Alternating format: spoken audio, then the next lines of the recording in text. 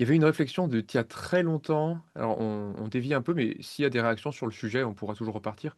C'est McGiffy qui disait: «Les modèles de langage, à mon avis, c'est l'outil qui va rendre les plus mauvais encore plus mauvais et les bons encore plus bons».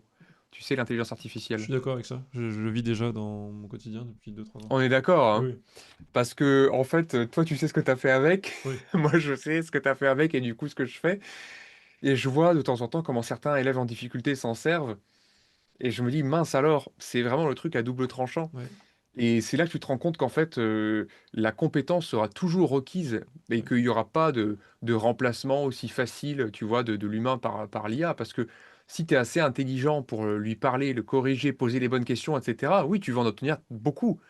Mais malheureusement, si tu as pas le niveau de compétence requis, ça peut te retomber sur le coin du pif et tu vas même pas le sentir. Parce que tu as même pas la compétence pour savoir que tu es en train de te faire enfumer plus, plus, ouais. plus. Non, il y a que la Moi, j'ai compétence des qui élèves qui compte. essayent de l'utiliser pour les maths, mais ils se retrouvent face à des réponses, ils sont incapables d'avoir l'esprit critique et le recul nécessaire pour les analyser.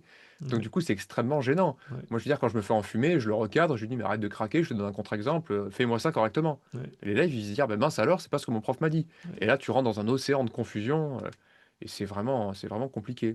Alors il est capable de faire des trucs super, hein, franchement, de temps en temps, j'ai pas envie de résoudre un exo, ou j'ai pas envie de taper la correction parce que voilà, je le balance dans Claude, je lui dis: «Fais-moi un bloc LaTeX, tu résous ça et tu me le mets». Bah, il le fait très bien. Mais de temps en temps, il est en plein délire. Mais et c'est marrant, c'est hyper polarisé Mmh. et de temps en temps, il fait des choses qui sont assez pointues parce que sûrement c'est quelque part dans sa base de données. Mais de l'autre côté, il est capable de craquer, et je lui donne un contre-exemple, ça m'a pris 2 secondes pour l'imaginer et lui il dit: «Ah là là, excusez-moi». Ouais, donc Je suis ça d'accord. polarise parce qu'il y a En pas de contrôle, en C'est fait. ça, en maths et en code, en fait, Ouais. si t'es bon et que tu sais de quoi tu parles, tu gagnes. Enfin, moi, sur tous les projets que j'ai pu lancer, tous les trucs que j'ai pu coder de mon côté depuis 6-7, allez, peut-être quasiment 9 mois maintenant. En fait, Bah, beaucoup, j'aurais Claude pas, Code, c'est début 2025, hein, donc en fait, ouais, ça fait à peu près ça, 9 mois, ouais. beaucoup, j'aurais pas pu les faire, tu vois, tout seul parce que j'aurais pas eu l'argent. Tout bêtement, j'aurais pas eu les moyens, tu vois, de payer des développeurs front-end, back-end et tout. Bah, c'est pareil. Mmh. Donc j'ai fait des Mmh. trucs qui valent, je pense, des dizaines et des dizaines de milliers d'euros. Je pense jusqu'à 100 000 balles, pour avoir eu une startup avec une équipe de dev, pour avoir bossé avec et voir les tarifs. Je pense que j'ai fait des projets là en quelques mois qui m'auraient coûté, mais que j'aurais pas fait parce que j'aurais pas eu les moyens de recruter, mais qui valent en 2019, disons, enfin on s'en fout du Covid, en 2017 si tu veux, ou en 2021, avant GPT quoi, qui valent ouais, quasiment jusqu'à 100 000 balles de prix que ça coûte de faire le back-end, de faire le front-end, de faire la logique, de faire le JavaScript, de faire le machin. Oh, et là, t'as un truc que toi, tu sais agencer avec ton cerveau et ton cadrage, tu sais comment le cadrer, et t'as un espèce d'esclave virtuel qui te fait tout le code, ce qui va super vite. Mais quelqu'un qui a aucune idée, qui est pas formé à être dev, en tout cas qui a pas bossé, qui a pas été soit dans une boîte de tech, soit qui a pas fait ça, c'est vrai qu'il va moins savoir l'utiliser. C'est utile pour ceux qui ont déjà la compétence pour en gros aller super vite et Ouais. ouais, pour aller super vite et gagner beaucoup de temps. Moi, le nombre de trucs que j'ai fait, enfin, c'est incroyable. Pour avoir la conscience, moi j'ai vécu quand j'étais en très très actif dans la startup que j'ai fondée, on a eu la transition, on a vécu l'époque de transition. C'est-à-dire qu'on l'a fondée en 2021, on a bossé à fond en 2022, on a trouvé des premiers fonds en 2022, 2023, la révolution GPT. Ah bah j'ai vu l'avant-après, hein, ça a été ouf. Et nous, on l'a pas pris comme une menace, on a été trop contents. Et Mmh. j'ai vu le truc que c'était, la réduction de coûts possible. Et encore, GPT au début était un peu nul, c'était GPT-3, bon pour le code c'était Ouais. pas ouf. Mais je vois ce que je fais maintenant, Mmh. et je repense à ce que je faisais à l'époque. Je me dis, attends, mais je pense qu'au début on a mis de notre poche avec pas mal de fric, un peu en galérant, en payant plein de devs autour du monde, tu vois, en faisant des trucs pas chers et tout. Je peux le faire maintenant solo. Les premiers Ouais. modèles d'appli qu'on a fait un peu à l'arrache, je pourrais les faire solo avec uniquement Claude Code par exemple, qui coûte 100 balles par mois quand tu payes le modèle le plus avancé, quoi. Mmh. Non, c'est dingue, hein, j'en parlais avec mes élèves à la sortie là, du cours, je leur disais, il y a des opportunités qui s'ouvrent comme ça avec l'émergence de nouvelles technologies. Ben moi, je suis assez vieux et toi aussi, Antonin, pour avoir vu la démocratisation des ordinateurs. Ouais, Déjà, ouais, cette on est génération assez vieux pour bizarre, ça. ouais. On a vu le début, d'internet. Il y a une époque où tu savais coder un site internet, tu connaissais les rudiments d'HTML et CSS, mais tu étais le roi du pétrole parce que tu étais le seul, des en France à savoir faire des sites internet et moi, il y a des copains à moi qui faisaient ça. Ils ouvraient des sites internet et ils faisaient un beurre pas possible et il y a eu plein de choses. Il y a eu un moment où, les cookies, tout ça, c'était pas du tout régulé par l'Union européenne. Tu sais, c'était un vrai Far West et il y a eu énormément tu pouvais te faire énormément d'argent avec de la publicité, en traquant les visiteurs, de A à Z, sans aucune acceptation de cookies ou quoi que ce soit. Ça existait pas du tout. Et après, là, maintenant, il y a cette arrivée effectivement de l'intelligence artificielle et qui, moi aussi, décuple ma productivité et fait que aujourd'hui, le contenu que je propose sur YouTube, notamment, c'est parce que j'ai pu développer des scripts en fait en Python qui m'ont énormément aidé à Moi aussi. automatiser des choses où avant je savais pas. Et je savais toute mon adolescence, je me suis dit, je suis un peu frustré parce que j'avais pas forcément l'envie, la motivation d'apprendre un langage. Et il y a des choses, la logique, elle est tellement élémentaire. J'ai juste envie de me dire, c'est dommage que je puisse pas juste dire ma logique parce que je suis sûr que ça marche. Mais moi, ça me prendrait des jours et des jours. Et là, ça y est, c'est advenu, quoi. Maintenant, on est bon. Alors, Maintenant, il y a une remarque là-dessus de Mac Gigi. Je vais me permettre de répondre. Il dit ce que tu dis, Antonin, c'est vrai pour les petits projets from scratch, donc comme ce que tu fais toi, Olivier, ce que je fais moi. Pour des projets legacy, on a besoin de vrais développeurs. Alors, je vais me permettre, pour des projets legacy, comme tu dis, on peut dire en gros construire une vraie architecture pour faire une vraie boîte avec une intention de scaler, comme on dit, enfin, c'est-à-dire de monter à l'échelle, de pouvoir avoir des dizaines de milliers de clients, etc. Et ben, tu vas pas le faire from scratch tout seul dans ton salon, peut-être, quoique il y a des mecs qui peuvent le faire, mais tu as besoin de beaucoup moins de compétences. C'est-à-dire, non, tu as besoin de. Enfin, comment dire? Moi, j'avais recruté un CTO, ça avait changé la boîte. C'est-à-dire, tu as besoin de un type maintenant. Est-ce qu'il n'y a pas 10 petites mains qui faisaient du code un peu rapide Enfin, tu sais, tu payais des mecs pour faire du front-end, tu les payais 400 € la journée, et ça prenait 4 jours, ils te faisaient un truc plein d'erreurs, tu repassais, ben ça, c'est fini, tu vois. Donc, tu as la compétence réelle, on a besoin de vrais développeurs, mais très peu, enfin beaucoup moins, tu vois. Tu peux en avoir justement moins, que tu payes peut-être plus cher après individuellement, parce qu'ils sont de plus en plus demandés. Mais des bons développeurs n'auront plus besoin. Des bons développeurs armés d'une armée justement de petits Claude vont pouvoir déchirer un projet et monter en gamme avec, je pense, une efficacité et une productivité dédoublées. C'est ça que je veux dire. À cette échelle-là, la productivité va être vraiment, je pense, assez élevée. Mais je sais qu'il y a eu des études qui montrent que l'IA dans plein d'entreprises, c'est du bullshit et ça apporte pas grand-chose. Mais pour la construction de produits tech avec des développeurs bien calés, je pense que tu gagnes vraiment, vraiment énormément mais oui, parce que j'en ai de parlé productivité. avec une amie qui est aux États-Unis et on parlait justement, on était étonné de se dire, mais tiens, c'est bizarre, ça n'a pas beaucoup augmenté la productivité. Mais en fait, il y a une phase d'adaptation parce qu'il y a beaucoup de choses qui sont très mal faites. Oui. Déjà aujourd'hui, je pense qu'il y a beaucoup de personnes qui ont insuffisamment utilisé l'intelligence artificielle pour croire en fait qu'avec un prompt comme ça, on va arriver à avoir une solution clé en main. Et Hmm. je pense qu'il y a beaucoup de personnes qui sont en fait dans cet espoir-là. Tu sais, c'est ça bug, please fix. C'est s'il te plaît, répare. Tu vois, t'as rien planifié, t'as aucune architecture en tête, t'as pas du tout l'idée de quoi que ce soit. Tu lui fais faire un truc en one shot, il te sort 2000 lignes. Alors là, ça y est, ça fait à peu près ce que tu veux. Et après, tu dis, ah ben mince, ça marche pas. S'il vous plaît, réparez, réparez. Mais c'est pas comme ça que ça marche. Donc je pense qu'en fait, aujourd'hui, il y a déjà beaucoup de personnes qui savent pas du tout comment l'utiliser. Et ça va s'ajuster au fur et à mesure parce que les choses vont s'organiser justement autour de cet outil.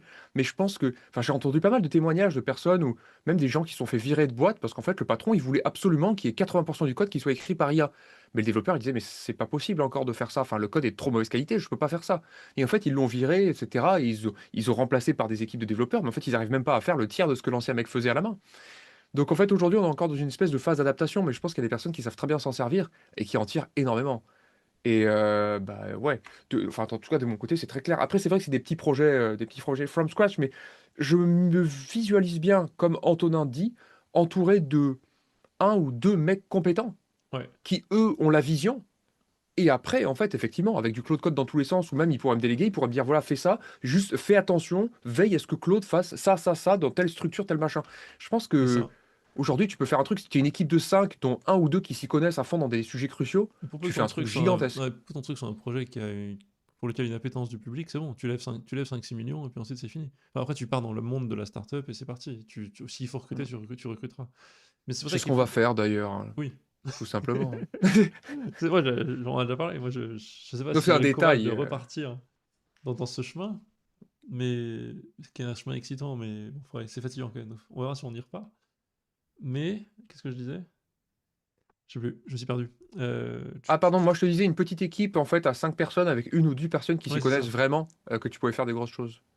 Oui, tu peux faire des grosses Et choses. je sais pas, Non, je tu me voulais disais que embrayer. quand on dit que dans l'IA n'a pas apporté tant de productivité, c'est pour plein de boîtes qui sont un peu des boîtes normales, classiques, et tu sais, qui ont cru qui ont fait comme le mec dont tu parlais, elles ont cru que ça allait changer le monde, et en fait, non, ça apporte pas parce que bah, ça marche pas.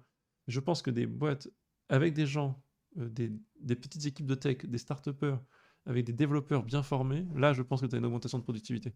Mais c'est pas une boîte déjà établie avec des process et on voit si ça augmente la productivité. Ça risque de foirer parce que tu demandes, tu dis à la pauvre machine qui est là depuis 20 ans de commencer à faire du GPT, à corriger ses trucs et la pauvre tu la formes pas, elle comprend rien, c'est pas de sa faute, tu vois?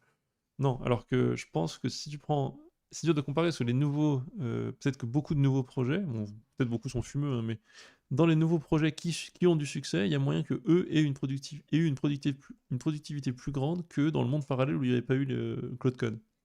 Donc j'ai pas le contrefactuel malheureusement, parce que je veux pas juste faire ce monde parallèle, mais je suis convaincu quand même qu'il y a une augmentation de productivité ou une augmentation de projets potentiels.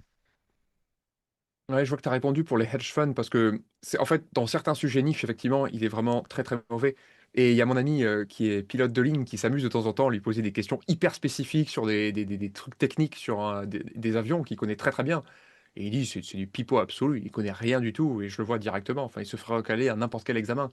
Mais parce qu'ils sont pas méga entraînés dessus, en fait. Là où Claude Code a mis la enfin, tous les modèles d'IA ont mis l'énergie, l'entraînement, mais c'est sûr ce qui est le plus utilisé effectivement, bah, c'est pour le code essentiellement, les maths et puis pour le langage de tous les jours, en fait, le Enfin, truc de base. le trading haute Mais fréquence, il suffit d'attendre un peu, ouais, le je trading haute pense que ça va fréquence, il y a venir, aussi un hein. risque. Ça aussi, enfin, je sais pas, je sais plus qui je bosse là-dedans, mais je pense qu'il y a aussi un truc où il y a un risque de perdre beaucoup d'argent. Donc peut-être que les mecs sont plus frileux et vont attendre qu'il y ait des choses plus précises. Mais le trading haute fréquence, c'est que du. Enfin, c'est pas du script Python, je veux dire, mais c'est que du. Comment on appelle ça? C'est pas du IA, tu vois, c'est du. Enfin, c'est des programmes, c'est des. Tu sais, c'est des if et des while, quoi. Comment on appelle ça? C'est du déterministe, je veux dire. C'est pas de l'hallucination potentielle avec de l'IA qui interprète. Donc à la limite, je sais pas s'il y a besoin d'IA là-dedans.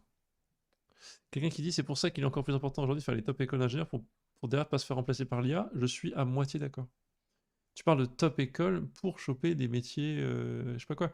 Si tu fais une école d'ingénieur où tu es, en gros, comment dire, comment on appelle, hydrographe, enfin, ingénieur des barrages en France.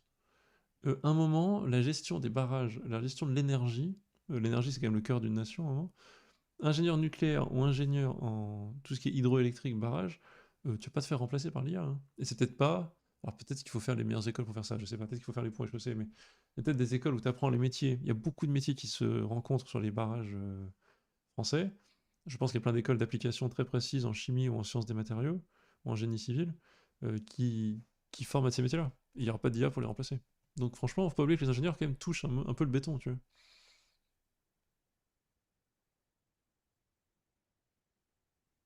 Pas mal de réponses.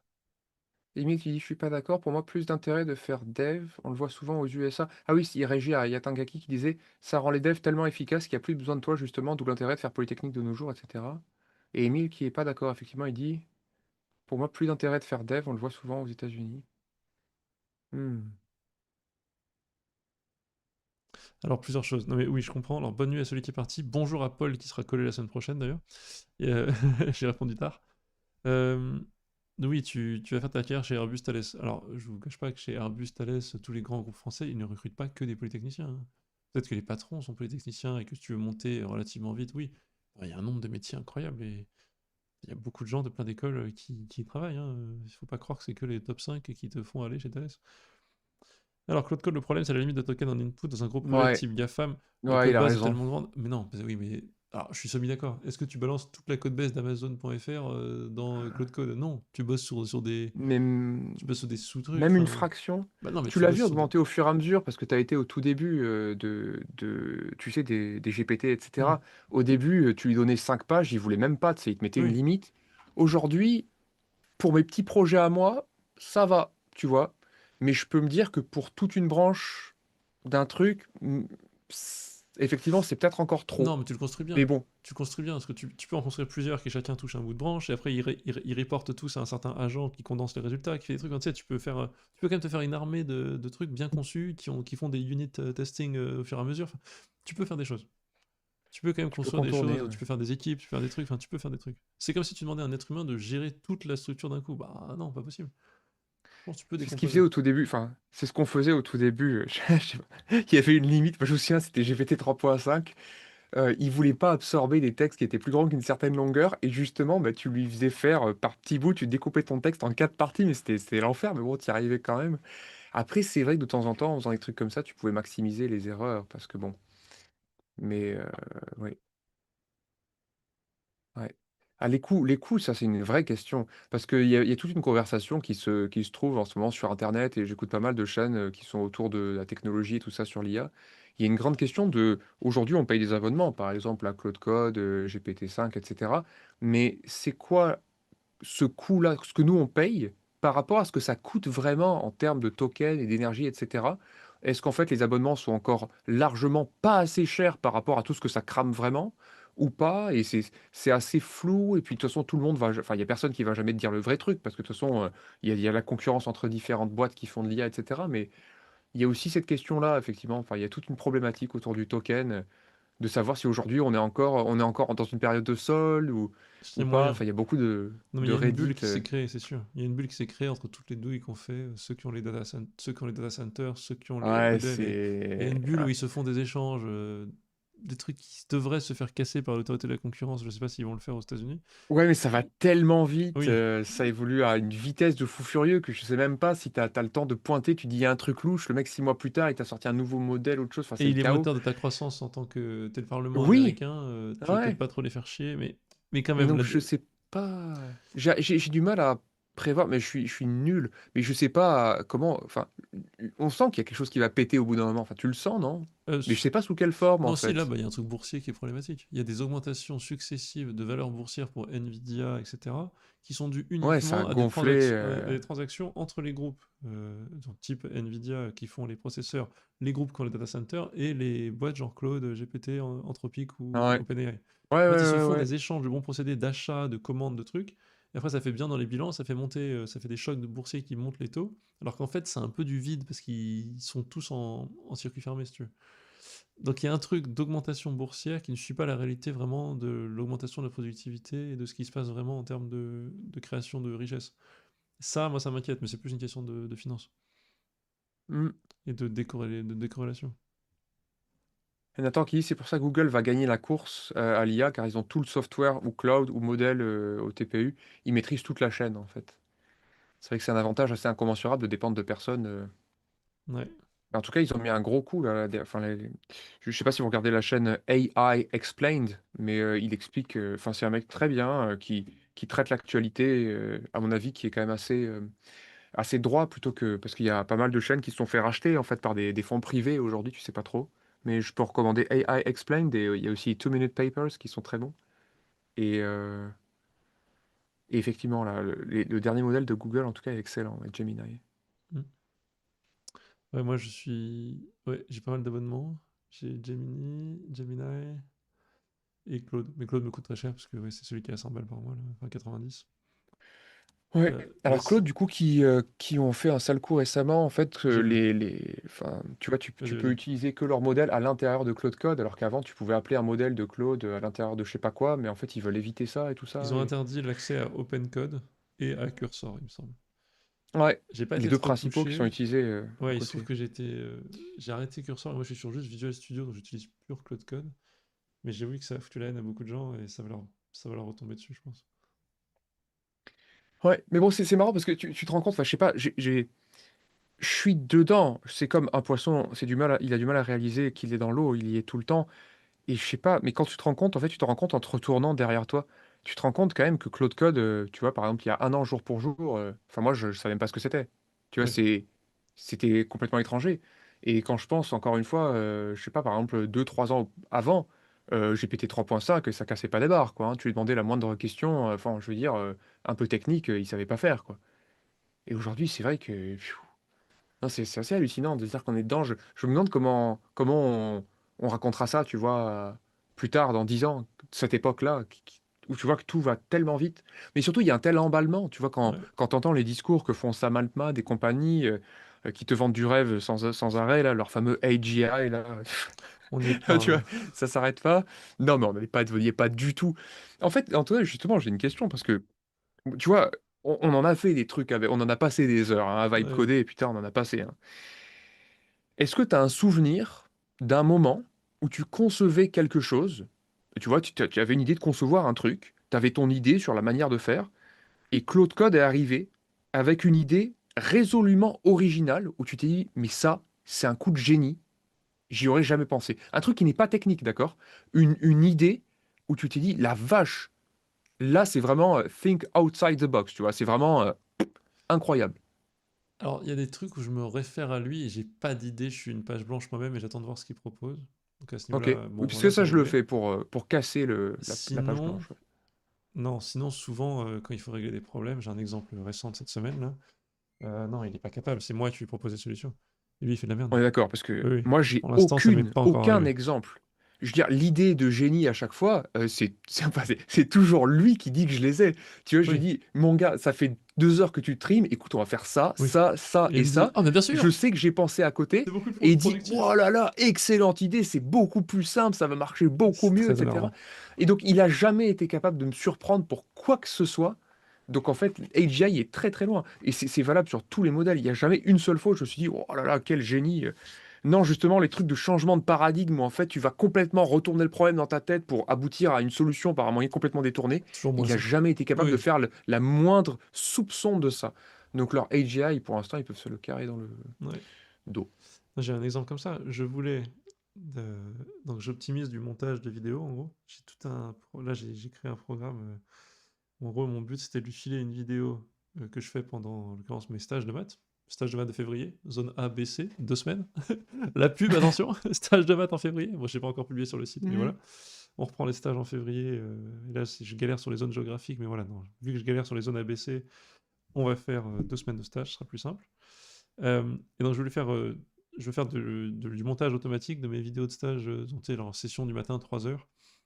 Il y a dans les 3 heures au moins 30 minutes de trucs, où c'est soit une question d'un élève, soit moi qui: «Alors attendez, le Discord n'est pas connecté», qui dit de la merde comme ça. Je refuse de payer des heures de montage pour ça, soit de les faire moi, soit de payer quelqu'un. Donc j'ai développé tout un truc d'IA, pour, décomposer, chaque, la milliseconde où chaque mot est prononcé, donc il y a des services qui te donnent ça, puis ensuite analyser le texte, chunk by chunk, donc pour une vidéo de 3 heures, je dois décomposer le transcript en chunk, en 90 chunks de 2000 lignes à peu près.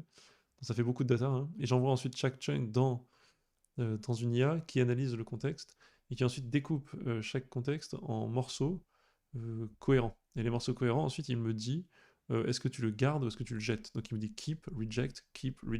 Et à la fin, il y a un programme Python qui peut te concaténer tous les trucs dans lesquels tu as enlevé des morceaux qui servent à rien, tu vois. Donc je fais ça. J'ai mis beaucoup de temps à jouer, avec. J'ai un truc qui marche, ça fonctionne, donc c'est incroyable, ça me fait le montage automatique de tous les trucs nuls, de tous les moments pourris, ou quelqu'un qui achèterait la formation en vidéo, disant: «Moi je vais vendre ça en gros pour les gens pas très cher, pour les gens qui ont pas pu faire le stage». Si des gens veulent acheter les 30 heures de vidéo, en fait ils auront peut-être 20 heures parce que je vais faire un truc monté efficace, quoi. Donc c'est le but. Et donc ça coupe tout ça et je lui dis: «Bah tiens, maintenant j'en ai marre, j'ai lancé ça, j'ai mis, je sais pas, peut-être 20 heures de code au total à avoir un truc qui fonctionne jusqu'au bout. J'ai quand même passé 20 heures à le guider et à le faire.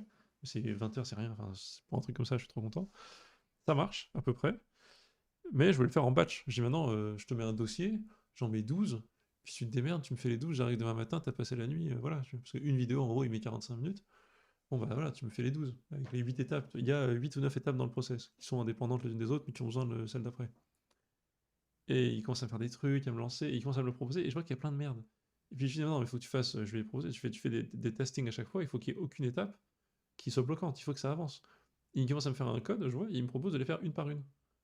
Non, mais surtout pas, bien sûr que non, si tu fais ça, ça va bloquer, enfin c'est de la merde, et la vidéo va s'arrêter, ça va être chiant, enfin. Non, tu fais l'étape 1, envoi du MP3 pour avoir le transcript pour les 12 vidéos, étape 2, récupération du transcript pour les 12 vidéos, et tu fais par tranche de tâches. Et si une vidéo s'arrête, à la fin tu me fais un rapport, tu me dis lesquelles ont été au bout des 9 étapes et laquelle a bloqué, tu vois. Et là il me dit: «Génie! Vous êtes brillant, il faut faire ça bien Ouais. sûr by layers, machin, machin, c'est une technique très connue qui est brillante». Je fais: «C'est une technique très connue de quoi? Je suis pas dev, mais enfin, c'est évident que si tu fais ça, ça va moins bloquer et tu vas surtout pas m'arrêter une vidéo. Et si la vidéo s'arrête à une Mmh. étape, quand on a fini à la fin, il y a une boucle pour que tu ailles reprendre l'étape numéro 4 et tu la refasses finir. Moi, je veux arriver le matin et que tout soit fait. Tu fais des boucles Mmh. par truc, tu le regardes, voilà. Et ça, il me l'a pas proposé. Il me propose un truc un peu Ouais. con et qui Tu s'arrêtait et vois, qui c'est marchait ouais, pas. ouais, c'est pareil. Alors que c'est Ouais. très con, c'est pas non plus l'idée du siècle, hein. Mmh. C'était mon exemple de cette semaine.